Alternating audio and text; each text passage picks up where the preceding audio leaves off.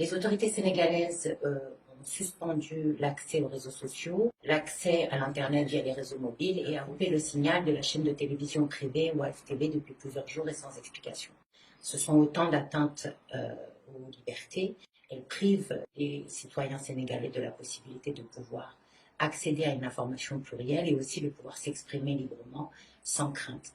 Depuis au moins 2 ans, l'appareil de police et judiciaire s'est engagé dans une répression assez féroce et systématique contre toute forme d'opposition ou de critique. Que ce soit des représentants ou des membres de partis de l'opposition, que ce soit des acteurs de la société civile ou encore des journalistes, ce sont des centaines de personnes aujourd'hui qui sont détenues de manière arbitraire simplement pour avoir critiqué l'action gouvernementale, critiqué des décisions de justice qu'ils estimaient partiales ou simplement pour avoir mené leurs activités politiques. Et les personnes qui ont été arrêtées et qui sont aujourd'hui détenues de manière arbitraire doivent être libérées. Nous avons documenté les cas de au moins 23 personnes qui sont décédées au cours des 5 derniers jours, essentiellement tuées par balle. L'usage de la force est très réglementé. La force ne peut être utilisée que si elle est nécessaire et elle doit être proportionnée.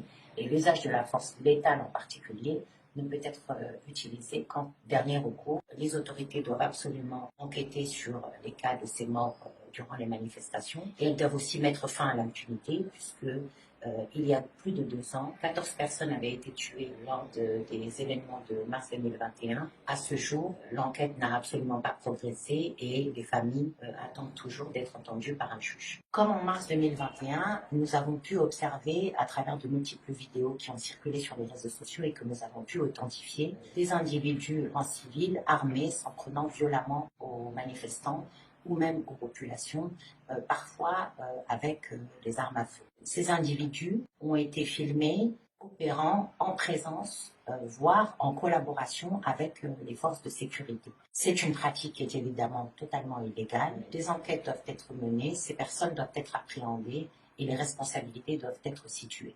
Des personnes arrêtées par les forces de sécurité ont été utilisées comme boucliers humains pour dissuader des manifestants dans le cadre d'affrontements violents de poursuivre les affrontements. Cela est évidemment totalement proscrit par le droit international.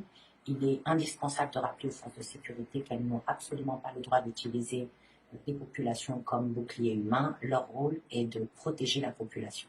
Nous demandons aux autorités sénégalaises de restaurer les principes fondamentaux de l'état de droit en garantissant une justice indépendante et impartiale qui dise le droit, en garantissant le respect par les forces de sécurité des règles en matière d'usage de la force et en garantissant le droit à la liberté d'expression et à la liberté d'information.